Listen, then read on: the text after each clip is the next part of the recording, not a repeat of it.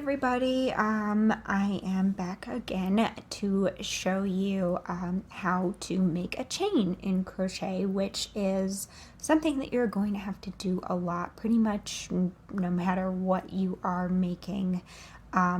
Chains are used as the foundation for your stitches to start going into in many projects, so it's something that you really got to get used to doing. Also, if you plan on doing anything kind of lacy, there's going to be a lot of chains there, and there are a lot of stitches that have chains incorporated as well, so this is really kind of a good place to just start. It's also going to show you how to yarn over and kind of just the basic motions of crochet. So you're going to start off with a slip knot on your hook. So if you haven't seen how to do that in my last video, you can go ahead and take a look, but brief run through is have the tail of the yarn pointed down past your pinky. You got it on the flat of your palm here.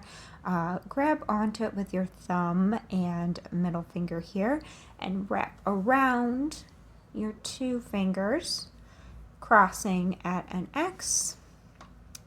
Then slip the hook under the first arm and use it to grab the second arm of the X and pull tight to get your slip knot onto the hook.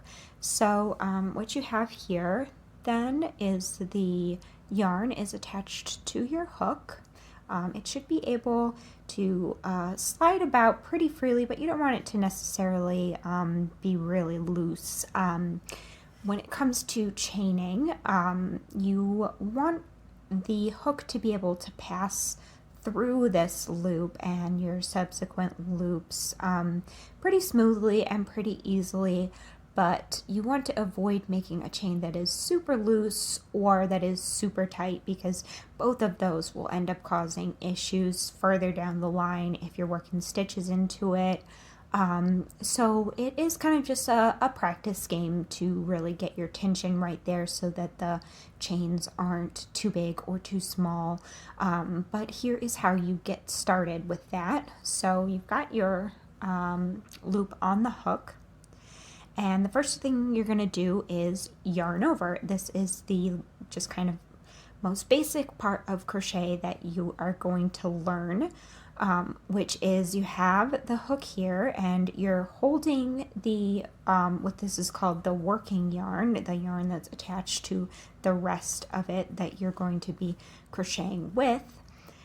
You hold that in the other hand. I kind of just hold on to it in my fingers like this.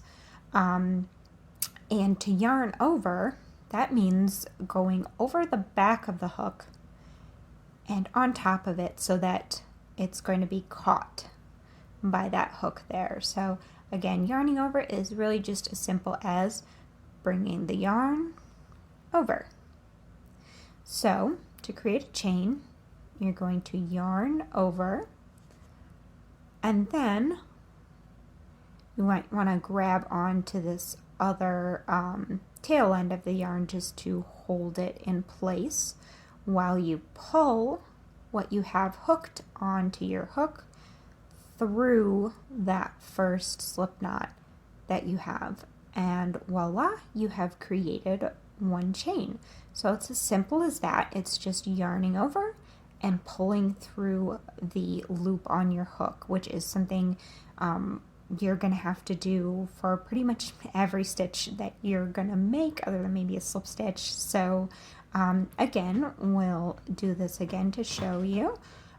Yarn over, which is literally just bringing the yarn over the hook and scooping it up with the hook and sliding it through what you have, and that's a second chain. So I'll show you again. We'll yarn over and slide through. And the way that I've come to yarn over, I don't know if anyone will find this helpful at this point, but kind of an easier way to do the yarn over that I have started picking up on as I've grown with my crochet is holding the working yarn in my hands like this so that there's always some kind of available right here. And you can even just use the hook to go under, and that creates the yarn over. So the yarn has gone over, and then you can pull through. So to show you that part again, I just take the hook and I go down, back like this, and then you essentially created a yarn over just by doing that motion. I find that a lot quicker to do than actually taking this yarn and physically yarning over. But again, if you're a beginner, it might be easier to remember to actually yarn over, and maybe that will be the habit that sticks with you. That's totally fine. I'm just showing you a couple options here for how you accomplish that. And again, if you take a look at the chain, you don't want it to be super loose. Even this chain, I would say, is a little bit loose, but I crochet pretty loosely personally. That's kind of my own way of approaching things. I do that to make my fabrics a little looser and kind of more breathable, a little more flowy, but that's not appropriate for every project, so it is something you're going to have to learn to control how tight or loose you crochet. This is just how I personally usually would chain, but if you are making something that is going to be a lot tighter, like maybe you're making like a pot holder or something like that, then you may want to chain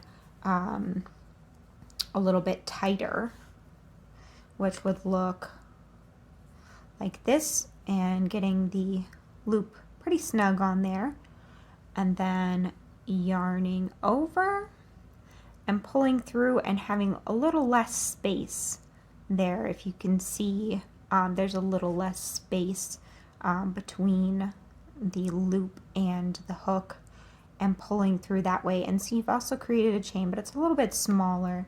And if you continue with that tightness, you're going to get a chain that is shorter and that is tighter, and is going to make for a tighter fabric once you get into actually working stitches into it.